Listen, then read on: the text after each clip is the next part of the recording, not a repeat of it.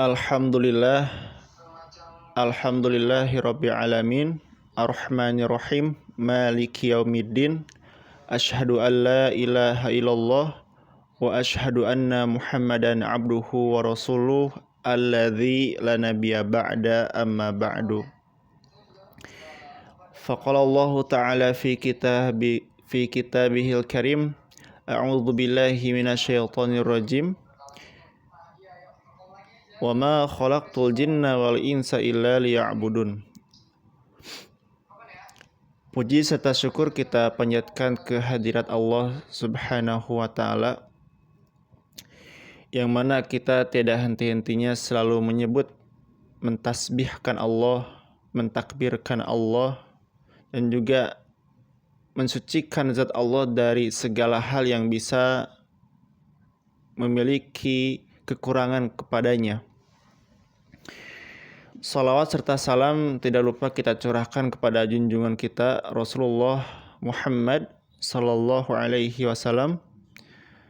Juga tidak lupa kepada para sahabatnya, tabi'in, tabi'ut tabi'in yang senantiasa mendakwahkan Islam hingga alhamdulillah sampai kepada kita semua risalah dari Nabi Muhammad sallallahu alaihi wasallam. Rekan-rekan sekalian yang saya hormati, yang saya muliakan juga, bahwa tidak terasa sebentar lagi kita akan menghadapi Idul Adha, yang mana Idul Adha ini merupakan Aidain, yaitu dua hari raya, yang tentunya dua hari raya milik umat Islam.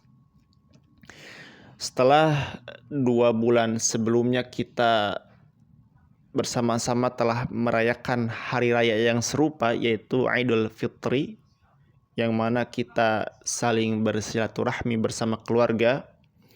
Dengan hadirnya Idul Fitri kemarin mententeramkan jiwa-jiwa di antara keresahan-keresahan atas kesalahan-kesalahan yang pernah dilakukan oleh hamba-hamba Allah.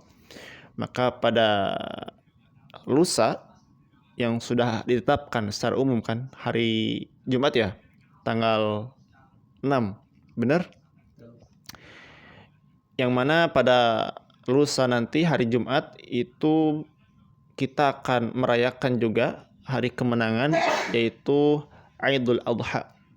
Jadi pada hari raya Idul Adha ini kita sama-sama mensyiarkan Islam sebagai bentuk daripada mendakwahkan risalah Nabi Muhammad sallallahu alaihi wasallam.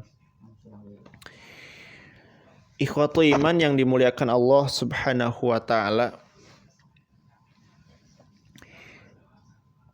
bahwasanya Allah Subhanahu wa taala itu menciptakan manusia tiada lain tiada bukan untuk mengabdi, untuk beribadah, untuk mensucikan, untuk mentauhidkan Allah Subhanahu wa taala. Bahwa tidak ada Tuhan, tidak ada Rabb, tidak ada sesembahan yang berhak disembah selain daripada Allah Subhanahu wa taala. Apa yang dimaksud dengan ibadah itu, ikhwatu iman? Ibadah itu ialah kita memperhambakan diri kepada Allah Subhanahu wa taala dengan ketaatan. Dengan ketaatan kita menjalankan perintah Allah dan juga menjauhi segala larangan yang telah Allah larang dalam Al-Qur'an. Terus apa sih yang dimaksud dengan beribadah itu? Beribadah itu ialah penghambaan, yaitu berserah diri kepada Allah Subhanahu wa taala. Artinya bila dikatakan berserah diri, kita ini tidak ada apa-apanya di hadapan Rabb kita, di hadapan Allah Subhanahu wa taala. Jadi memang sangat angkuh sekali bagi mereka para orang-orang yang menyangkal tentang keberadaan Allah Subhanahu wa taala. Mereka yang tidak percaya akan entitas sakral, entitas yang menciptakan alam semesta ini, mereka yang tidak mempergunakan akal untuk berpikir bahwasanya alam semesta yang luas ini tidak ada penciptanya. Padahal Allah Subhanahu wa taala yang menciptakan. Khalaqas samawati wal ard fi sittati ayyam. Jadi Allah Subhanahu wa taala yang menciptakan as-samawat, yaitu langit-langit, wal ard, dan bumi, fi sittati ayyam, pada 6 masa. Jadi betapa bersyukurnya kita, betapa kita harus sering-sering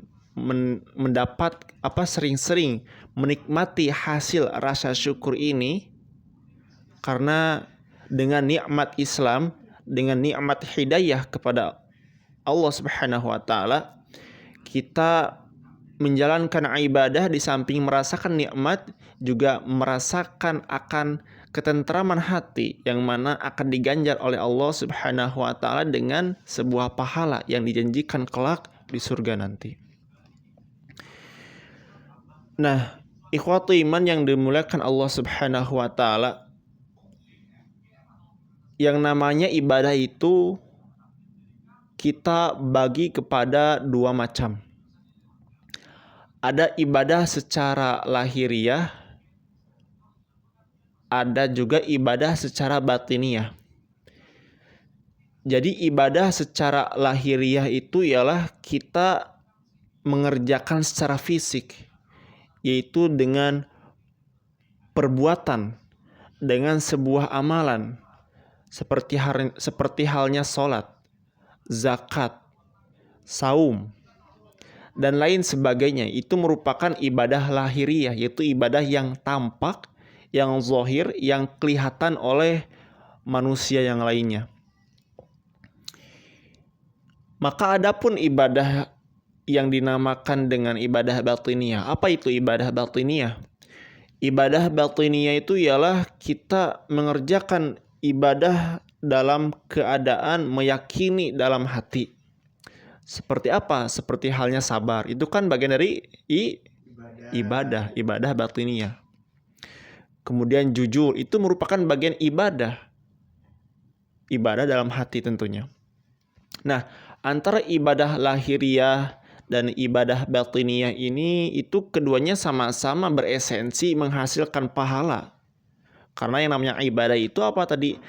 Penghambaan, yaitu tunduk kepada Allah Subhanahu wa taala.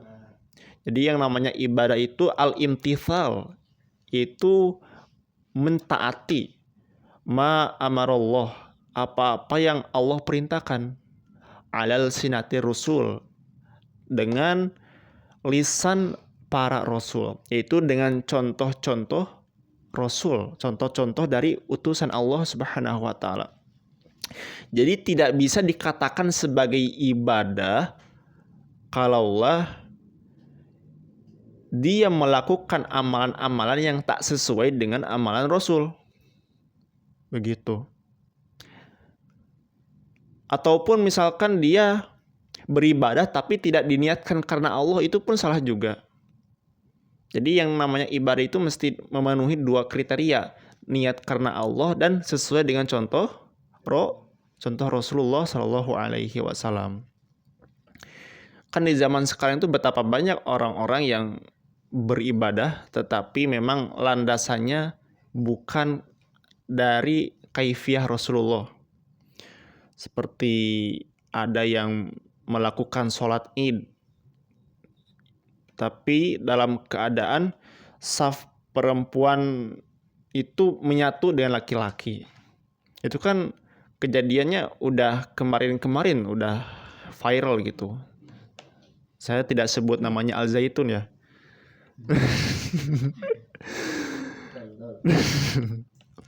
Kemudian juga hal-hal lain yang tidak ada contoh dari Rasul tapi mereka itu menamakan ibadah. Seperti apa? Seperti yang viral juga kemarin, orang-orang yang mereka itu ingin melakukan haji tapi lewat jalur goa. Nah, itu kan di daerah Tasikmalaya. Jadi orang-orang itu percaya bahwa goa ini katanya konon bisa nyambung ke Mekah tanpa melalui pesawat. gitu. Jadi bisa teleportasi dari Tasik ke Mekah langsung tuh ya. Memang luar biasa inovasi atau cerita-cerita yang dihasilkan oleh masyarakat yang memang mereka itu tidak bisa menyandarkan realitas yang terjadi gitu. Mana cerita, mana halu, mana dongeng, mana wahyu. Makanya kita bersyukur sebagai hamba-hamba Allah yang diberikan akal untuk membedakan antara hak dan batil. Nah, ikhwatu iman yang dimuliakan Allah Subhanahu wa taala, kembali kepada pembahasan awal mengenai kurban atau ibadah Idul Adha. Belum bahas kurban ya? Baru Idul Adha. Nah, baik. Pada setiap agama-agama yang ada di dunia, bukan hanya Islam saja, agama-agama yang bisa kita katakan sebagai keyakinan-keyakinan lokal di setiap daerah, seperti animisme, dinamisme, dan lain sebagainya, mereka mempunyai sistem yang mana pengorbanan kepada dewa-dewa mereka. Ada yang mengorbankan dengan tanam-tanaman, ada yang mengorbankan dengan kepala lembu, ada yang mengorbankan dengan hewan peliharaan, hewan ternak. Bahkan yang lebih brutal, yang lebih frontalnya lagi, ada yang mengorbankan dengan manusia sebagai bentuk penghambaan, sebagai bentuk ibadah mereka kepada dewa-dewa mereka. Dan tentunya memang dalam Islam pun terminologi atau pengertian pengorbanan kita memaknainya dengan udhiyah. Jadi udhiyah itu ialah hewan yang disembelih pada hari ketika nanti Idul Adha. Udhiyah, jadi hewan-hewan ternak yang disembelih seperti kambing, lembu, sapi, unta, domba, gitu kan. Makanya ini terikat juga tentang pembahasan historis, sejarah, ketika Nabi Ibrahim alaihi salam itu diperintahkan Allah Subhanahu wa taala untuk menyembelih anaknya. Siapa anaknya? Nabi Ishak. Nabi Ismail, Nabi Ishak. Nabi Ismail. Nabi Ismail yang mana oleh Nabi Ibrahim itu dia sebagai anak kesayangan Nabi Ibrahim, yang mana oleh Allah Subhanahu wa taala kan diperintahkan agar menyembelihnya. Namun ketika hendak disembelih Nabi Ismail itu kan oleh Allah Subhanahu wa taala langsung menggantinya dengan seekor hewan ternak yang lebih gemuk itu. Maka ini ada tafsir isyari bahwasanya dengan mengorbankan hewani, yaitu mengorbankan sikap hewani, kehewan-hewanan, maka sesuatu itu akan kita raih walaupun kita belum pernah menemukan ataupun kita belum melihat realitasnya gitu. Jadi terkait tentang tanda-tanda atau kebesaran Tuhan atau pertolongan dari Tuhan itu memang transendensial, yaitu sesuatu yang gaib, sesuatu yang belum kita lihat sebelumnya. Jadi memang kadang-kadang pertolongan Tuhan itu datang secara tiba-tiba. Nah, ikhwatu iman yang dimuliakan Allah Subhanahu wa taala, kalau kita membahas tentang makna udhiyah atau makna kurban ya secara umum dulu. Makna kurban dalam KBBI, yaitu Kamus Besar Bahasa Indonesia, dia memiliki dua makna yang berbeda. Jadi yang dimaknai dengan kurban dalam KBBI itu ialah yang pertama, dia sebagai persembahan kepada Allah. Ini sesuai dengan terminologi atau etimologi yang ada dalam Islam, yaitu seperti kita menyembelih biri-biri, sapi, ataupun unta yang disembelih pada hari raya yang telah ditentukan. Nah, kemudian makna yang kedua dari kurban ini menurut KBBI ialah pujaan atau persembahan kepada dewa-dewa. Nah, jadi memang kurban itu secara umumnya adalah sebagai bentuk penghambaan, bentuk pengorbanan. Itu kalau dilihat dari Kamus Besar Bahasa Indonesia. Nah, kalau dalam makna Islam, makna kurban itu berasal dari derivasi kata kerja masa lampau atau fi'il madhi ma'lum, dari kata qaruba yaqrabu kurbanan, yang berarti memiliki makna mendekati atau menjadi dekat atau bermakna dekat. Nah, makanya seorang ulama ahli bahasa yang bernama Imam Ibnu Manzur, dalam kitabnya itu ia memberikan makna kurban. Jadi makna kurban itu ialah ma qurriba ilallahi azza wajal. Jadi makna kurban itu ialah segala bentuk apa yang dipersembahkan hanya kepada Allah Subhanahu wa taala. Jadi masih umum nih makna kurban itu, belum mencangkup pembahasan tentang udhiyah tadi. Jadi masih umum. Apa saja sesuatu yang dipersembahkan oleh Allah Subhanahu wa taala? Ya bermacam-macam. Misalkan kita bangun subuh, sholat, itu yang dimaksud dengan kurban, itu bisa masuk juga kurban. Jadi kita mengorbankan sesuatu nafsu yang menjadi penghambat kita untuk mengerjakan sholat subuh gitu.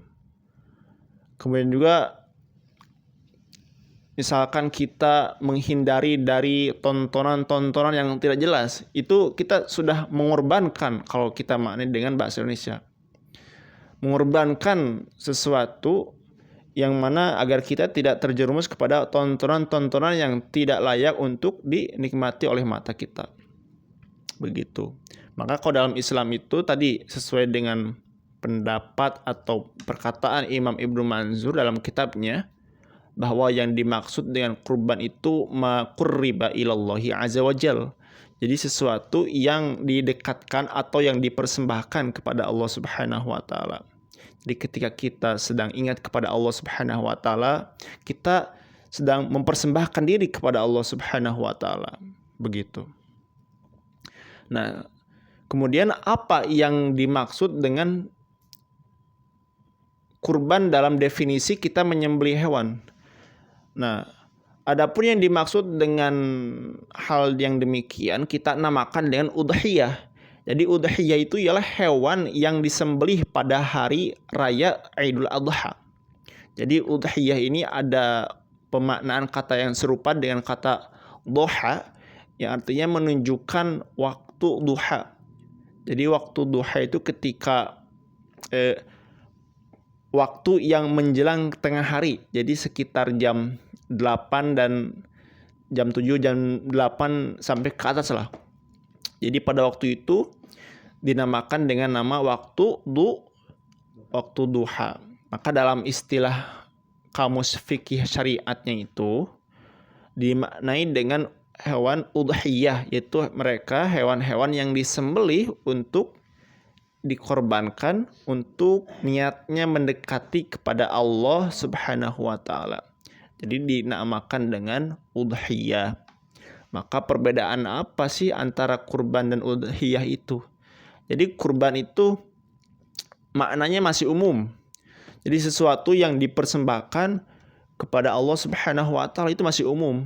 Seperti tadi bangun subuh itu kita sedang mempersembahkan diri kepada Allah Subhanahu wa taala dengan membuang jauh-jauh hawa nafsu. Nah, kemudian udhiyah itu makna yang lebih spesifik dari kurban. Yaitu apa? Menyembelih hewan-hewan ternak kita dengan niat dipersembahkan kepada Allah Subhanahu wa taala. Tapi kadang-kadang kan di Indonesia orang-orang kita memang sering terbiasa keliru dalam memahami suatu teks, suatu kosakata yang mana diksi bahasanya itu memiliki perbedaan. Maka mestinya kita koreksi, kita mesti bisa meralatnya kembali. Nah, ikhwatu iman yang dimuliakan Allah Subhanahu wa taala, apa sih hikmah dari kurban ini? Hikmah dari udhiyah ini? Bahwasanya yang pertama, hikmah dari kurban atau udhiyah yaitu kita benar-benar mewakafkan diri kita sepenuhnya hanya kepada Allah Subhanahu wa taala. Bahwa harta yang kita punya hari ini, harta yang datang kepada kita, kita kembalikan lagi kepada Allah Subhanahu wa taala. Karena pada hakikatnya harta yang kita punya itu merupakan titipan dari Allah. Jadi ku Allah dikasih harta teh ieu jelema teh rek jadi jalmi kufur atau jalmi syukur gitu. Apakah dengan harta ini seseorang itu akan merasa bahwa dirinya, oh ya Allah terima kasih dengan harta ini saya bisa menginfakkan, ataukah dengan harta ini dia malah menjadi orang yang paling laknat, orang yang biadab, orang yang korupsi dan lain sebagainya gitu. Jadi harta itu sifatnya titipan, karena tidak ada harta yang sepenuhnya milik kita. Semuanya itu merupakan ujian dan titipan dari Allah Subhanahu wa taala. Termasuk tubuh kita. Tubuh kita itu titipan dari Allah Subhanahu wa taala. Jadi sejauh mana kita bisa mengelola badan kita, sejauh mana kita bisa menghidupi, menjaga badan kita agar tetap rapi, agar tetap aman, sehingga ketika kita kembali kepada Allah Subhanahu wa taala, badan yang kita kelola, badan yang kita jaga ini dalam keadaan yang seutuhnya semula seperti halnya ketika dilahirkan. Begitu ikhwatul iman yang dimuliakan Allah Subhanahu wa taala. Kemudian yang kedua, hikmah dari kurban itu apa? Kita saling mengisi rasa solidaritas terhadap sesama muslim. Bahwasanya dengan adanya ibadah kurban atau udhiyah ini, kita merekatkan tali silaturahmi dan juga agar bisa merasakan juga orang-orang fakir miskin nikmatnya daging kurban, nikmatnya daging udhiyah, nikmatnya daging yang memiliki serat. Begitu, karena kan untuk di beberapa daerah, untuk di beberapa tempat, untuk di beberapa wilayah, orang-orang miskin itu sangat terbatas akses untuk mengkonsumsi makanan yang dihidangkan, seperti halnya makanan orang-orang umum. Begitu. Nah, ikhwatul iman yang dimuliakan Allah Subhanahu wa taala, mungkin itu saja yang bisa disampaikan oleh saya. Mohon maaf apabila ada kesalahan kata ataupun perkataan-perkataan yang sedikit menyinggung dan lain sebagainya. Mohon untuk dimaafkan karena kebenaran hanya milik Allah Subhanahu wa taala. Dan juga saya sebagai manusia mungkin ada khilafnya, ada kelirunya, dan saya meminta kepada ikhwatul iman untuk mendoakan sama-sama agar kita termasuk bagian dari ahlul jannah, yaitu bagian dari penghuni surga yang telah Allah janjikan. Rabbana atina fid dunya hasanah wa fil akhirati hasanah wa qina adzabannar. Wassalamualaikum warahmatullahi wabarakatuh.